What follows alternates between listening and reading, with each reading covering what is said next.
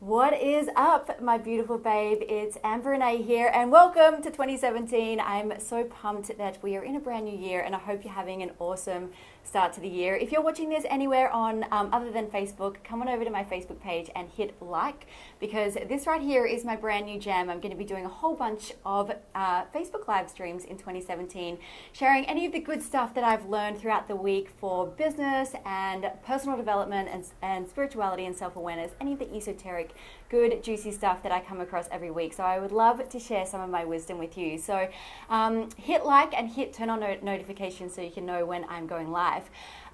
In today's transmission, we're going to be chatting about New Year's resolutions and why I actually think they suck and what I do instead of doing a resolution.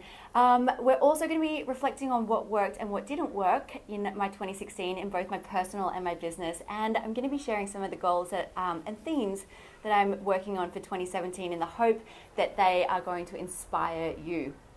Now, before we get started, if you're interested in becoming a fashion stylist, I'm actually launching my fashion styling masterclass real soon. So if you want some information on that class, just write the word in below, just comment in, and I will inbox you with some info on my fashion styling masterclass. So that class helps people break into the world of fashion styling. So comment in if you're into that, and also leave me a comment what you want me to talk about next week. So there are two options, and whichever option gets the most votes is the option that we're going to discuss. So option number one is goal setting. So I think goal setting is super important at any time of the year, but especially this year, everyone's heavy into their goal setting, right? So if you want me to chat about goal setting next week, then leave me a comment down below. And if you want me to chat about my mindfulness practice, so the mindfulness practice that I do to achieve, connection with source and to achieve abundance and, to be able to manifest like the speed of lightning. If you want to know what I do there, leave me a comment too below. So that practice I actually do whilst I am in bed. As soon as I wake up in the morning, it takes like 3 minutes. So comment 1 if you want my goal setting wisdom, and comment 2 if you want to know what I do for my mindfulness practice. So let's dive deep in today's transmission, and let's have a chat about why I think New Year's resolutions suck. So when I think of a New Year's resolution, what I find most people do is they do something along the lines of, I'm going to quit smoking, quit drinking, quit eating shit, I'm going to lose weight, I'm going to go to the gym more, I'm going to exercise more, I'm going to be nicer to my family, I'm going to quit my job, quit my boyfriend, quit my relationship, whatever it is. And what I find is doesn't sit well with me about that is that if you knew in October that you needed to go to the gym and lose weight, then why didn't you do it in October? And if you knew at the start of December that your relationship wasn't working and you needed to quit your relationship, then why didn't you do it then? So for me, resolutions seem to have, something that everyone goes hard at because they start reflecting on their life in January and they make this big commitment in January to do something about it. And then come February, they've forgotten all about it and they've moved on with life and they're not that interested in it anymore. If that sounds familiar, you're probably not alone, because I think like everyone joins the gym in January 1st and then by February the gyms are empty again. So what I don't like about that is that it's it's something that you should have worked on. Then perhaps you should have worked on it on a more regular basis and held yourself accountable in a more accountable fashion, which is similar to sort of what I do with my goal setting procedure.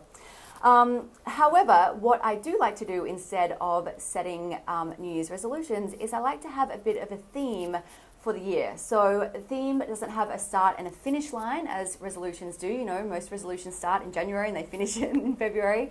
So a theme rather has an overarching, agenda of what I'm wanting to create more of in my life throughout the year. So this actually came about at the start of 2016, and I used the theme to practice stunning vulnerability. So this was my theme in 2016, and a couple of you would have been on the receiving end of some stunningly vulnerable conversations with me. And, if you follow me on social media, you would have seen some stunningly vulnerable shares on there. So I want to chat to you a little bit about why I think practicing vulnerability is so important in today's society. And I guess what I want to share with you is my reflections on that vulnerability throughout 2016. So as I was looking back over the year, I noticed that my lowest points throughout the year were the moments where I practiced stunning vulnerability and I had a huge vulnerability hangover. So for the next day or couple of days, I felt overexposed and raw and naked, and like I'd shared a little bit too much of myself. So I had that vulnerability hangover, and it made me feel really uncomfortable. They were my low points of the year. However, when I look back at my high points of the year, so for me, a high point is when I've experienced huge ascension, had a huge breakthrough in self-awareness, or when I have had a massive understanding of my inner workings and my subconscious beliefs and my mindset. So for me, they're my high points. And what I realized, which is what is fascinating about this, is that my low points, my stunning vulnerability points, were quickly superseded by my high points. And when I look at my year, my self-awareness over the year, so for me, self-awareness is, the key driver of whether I've had a good time or not. If I look back over my year, my self-awareness goes like this, and it's sort of on this sort of, straight trajectory until one of these moments of stunning vulnerability. And then what happens is my self-awareness supercharges. So it's like a skyrocket of personal development, awareness, overcoming limiting beliefs, breakthroughs, huge ascension. And these moments of huge ascension always seem to follow these moments of stunning vulnerability. So what I've realized is that if I show up in a vulnerable manner, although I'm going to be experiencing a moment, a couple of moments, maybe a couple of days where I feel like I've got a vulnerability hangover, where I don't want to see the world, where I feel like I've shared too much, those moments are quickly met by moments of mass ascension and mass awareness and mass breakthroughs. And I've had some huge personal breakthroughs this year, and it's been so exciting to look back and see that theme of practicing stunning vulnerability has really served me well, despite the uncomfortable, icky feeling that I felt at the time. So, there's this great quote by Neil Gaiman that says, the moment that you feel just possibly that you're walking down the street naked, exposing a little too much of your heart, your mind, and what exists on the inside, then that's the moment that you might just be starting to get it right. So that's the moment that you just might be starting to get it right. So if you are looking for something to, a theme to focus on for 2017, if you're looking for something to, something to practice, then I implore you to practice stunning vulnerability, because I am positive that everything that you want in the world lies on the flip side of that uncomfortable moment, that uncomfortable situation, or that, difficult conversation. And for me, there are sort of maybe, 5 big moments that I look back on over the year that were really awful and really uncomfortable at the time, and that was my biggest breakthroughs. They were what triggered my biggest breakthroughs. So, I'm hugely grateful for those uncomfortable moments, and I kind of am a little bit selfish about seeking them out now and making sure that I am showing up in a vulnerable way. So, wanting to share that with you, and hopefully that serves you for your 2017. If you're looking for something to practice, then practice stunning vulnerability. And it is a practice for sure, definitely. Now, the other thing that I wanted to share with you was my theme for 2017. So my theme for 2017 is to think bigger.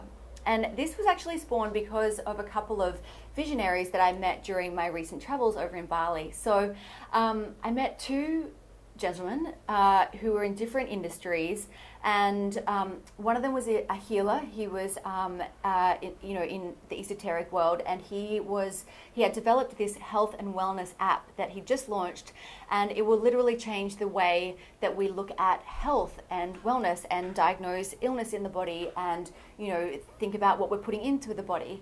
And he's a true visionary. He's changing the world. And I met him, and he was just a human. He was just a regular old human. And another person that I met was creating these utopian communities all around the world. And again, he is a visionary and creating huge change in the planet. However, he was also just a regular fucking human. And to me, I don't know what I was expecting with these visionaries, but I guess I'd always thought that, to change the world or to be a visionary, then you must have this. And I don't have this because I'm a regular human, right? Like I'm just a normal girl. So it made me realize that I've been thinking really small about what I'm capable of achieving, because having met these 2 men who were changing the world and who were, creating these huge visions of the planet, of how they wanted the planet to be, they were also just regular people that were born with the same gifts and skills that we are all born with. So it made me realize that maybe I've been thinking a little small, and maybe you've also been thinking a little small about what you think you're capable of. And maybe you've been thinking that, you're only capable of, you're not capable of being an entrepreneur because you don't have X, or you're not capable of being the face of your brand because you don't have Y. But really, we're all born the same, and we all have the same gifts and skills, and whatever we don't have is totally figure outable. Like, we can learn and figure out anything that we want to. So my theme for 2017 is to think bigger, because I think the size of your success is determined by the size of your belief. And I believe that in the past, whilst I've had, I've had some good success, but I feel like my goals and my visions have been quite small and perhaps quite self-serving as well. My goals for my businesses have always just been basically to avoid getting a day job and to make sure that I'm having as much fun and creativity and learning as much as possible. But I think I've reached a time in my business, and especially in my latest business, which is all about, helping entrepreneurs be the face of their brand and helping people communicate more powerfully and helping people be the face of their brand. And I think I've reached a point in that business where I really want to grow bigger and help more people, because I think it's possible. And I feel like I've only just realized that it's possible after meeting, these visionaries over in Bali. So I wanted to share that with you in the hope that it serves you, and maybe you can be inspired to think a little bit bigger in your goals and your 2017 and what you think is capable within your life, what you're capable within your lifetime. So they're my thoughts and reflections this week. Again, whatever you want to talk about next week, just leave me a comment below. We can either talk about my mindfulness practice.